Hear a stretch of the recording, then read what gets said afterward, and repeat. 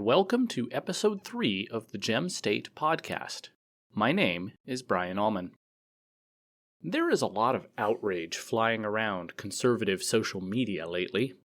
Last week, Lieutenant Governor Janice McGeachin spoke via pre-recorded video to the young people gathered at AFPAC. The America First Political Action Conference began in 2020 as an alternative to CPAC, the Conservative Political Action Conference, which has increasingly been dominated by moderates and establishment Republicans. However, Nick Fuentes, the organizer of AFPAC, has been accused by many corporate media outlets of racism and anti-Semitism. That same corporate media did not miss their chance to attack the outspoken McGeachin, accusing her of being racist and anti-Semitic by virtue of association. Remember Michelle Malkin speaking last month at an Ada County Republican dinner? She had been blacklisted by Airbnb because she had also spoken at Jared Taylor's American Renaissance Conference last year. I was proud of how the Republicans in the Treasure Valley defended her. I said at the time that we should not play the left's game of ritually disavowing anyone to our right. Yet now, some of those same Republicans have demanded that McGeachin herself be disavowed. Anyone speaking in defense of her appearance were quickly labeled as racists and anti-Semites themselves. McGeachin's gubernatorial opponent, Ed Humphreys, unfortunately decided to join the attack. Now, I endorsed Mr. Humphreys on this Substack, and he is still my guy, but I disagree with this decision. Humphreys' biggest issue with AFPAC was apparently a clip where the attendees were cheering on the Russian invasion of Ukraine. For him, that was personal, as his family escaped Soviet oppression in the former Yugoslavia. While I respect that personal connection, I think it misses a lot of the historical context and geopolitical change that has occurred in the past 30 years. It is frustrating to see the same Republicans who will proudly say that being labeled as racist means that leftists cannot debate their ideas will turn around and uncritically accept the same media narrative that people like Fuentes are racist.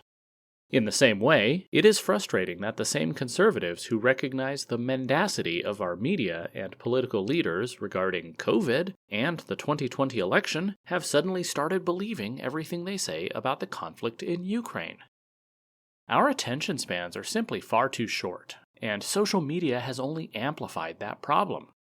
We see a post on Facebook about how the evil Putin is bombing a children's hospital in Ukraine, and rather than spend time digging into the details to discern truth from falsehood or to understand historical contexts, it's just easier and more satisfying to write "unbelievable" in the comment box and move on. Who has the time to sit down and listen to Professor Mearsheimer's hour-long lecture on how the US and NATO provoked this conflict?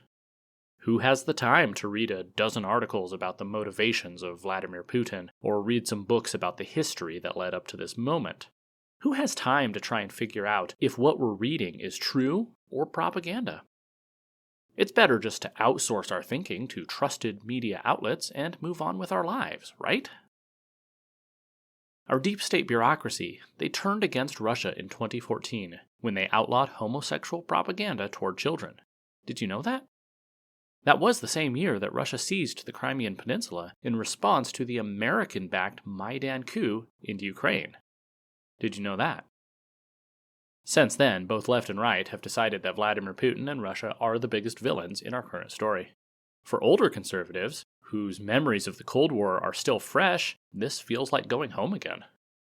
Some of the rhetoric I've seen from the right this past week makes me wonder if the past 30 years just never happened. I see Republican governors banning the sale of Russian vodka in their states. International athletic organizations are banning Russian players, most of whom have publicly opposed the war. A Russian restaurant in Washington, D.C. was vandalized. In Czechia, someone was allegedly arrested for posting a message on social media supporting Russia. Republicans and Democrats alike wore Ukrainian flag pins to the State of the Union address this week. Pundits from both left and right have denounced Tucker Carlson as a traitor and a Russian stooge, merely for suggesting that the U.S. should not have to pick sides in this conflict. We wonder how we got to the point in the 1940s when Japanese Americans were interned in concentration camps in America. I don't think we need to wonder about that anymore. This rush to outrage happens fast, doesn't it? Just a week ago, we were all in solidarity with the Canadian truckers who were being unjustly persecuted by their government. Now, most of social media is clamoring for nuclear war with Russia. It's easier to just go with the flow, run with the mob, rather than stop and think. We must stop and think. The conservative movement needs to be thoughtful, resolute, and most importantly, slow to outrage.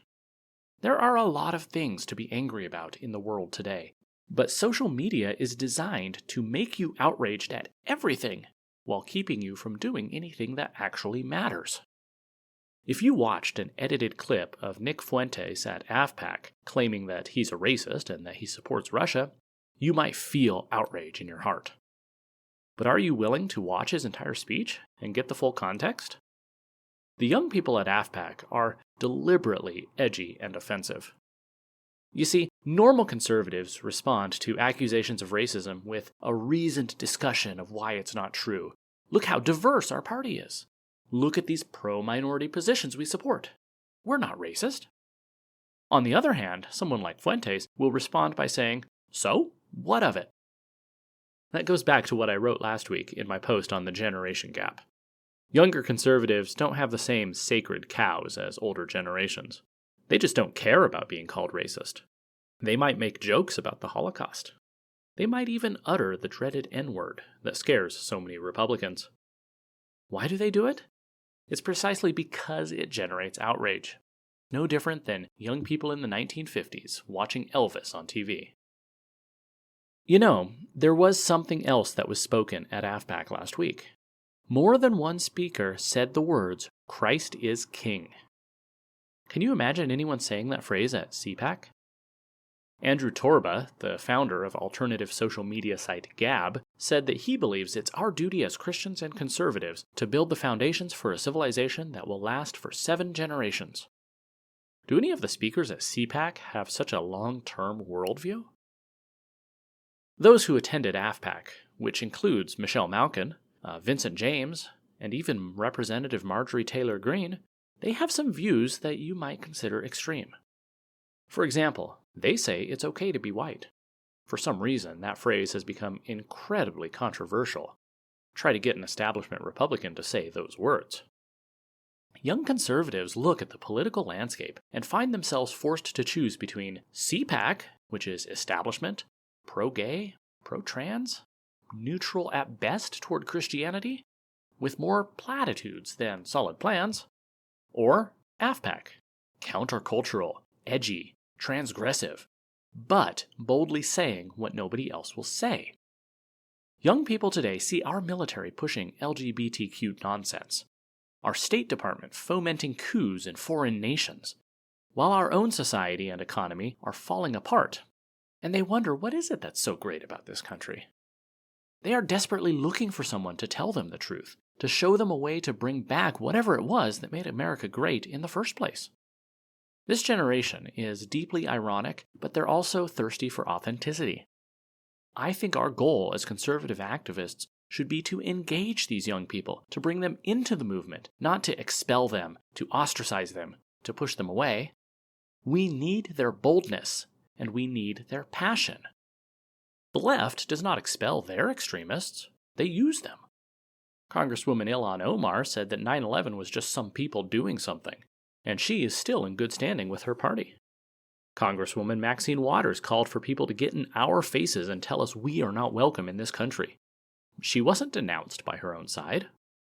Vice President Kamala Harris promoted a bail fund to get BLM and Antifa thugs out of prison so they could get back to the streets, because she knew that their energy was pushing politics in her preferred direction. Thinking that we can convince the left to denounce their extremists because we have denounced Nick Fuentes is foolish. It is unilateral disarmament in the cold Civil War. I would rather live in a world where the window of political discourse extended from Nick Fuentes on my right to Brad Little on my left, with me somewhere in the middle. Why should outright communists be considered part of our political process, but not our own right-wing radicals? Our movement needs the passion of young people like that. Otherwise, we just descend into petty debates over tax cuts, while ignoring the massive social and cultural issues that are forever altering our country. Social media outrage bait is not helpful for our discourse. Before you give in to the temptation to get angry or to denounce someone for not going along with the mob, take a deep breath. Do some reading, get the full story. Then, if you still feel like you have something to say it. Make a measured argument. Conservatives should never be afraid of the truth, and neither should we fear vigorous debate. I've always said that iron sharpens iron. We must have strong debates within our own spheres in order to hone our ideas. I still believe that Ed Humphreys has the best and most concrete plan to fix our government in Idaho. However, I am proud of Lieutenant Governor McGeehan for not giving in to corporate media outrage over her video to AFPAC. Let's stop with the mindless outrage and instead have some serious discussions about what we can do to save this state and this country.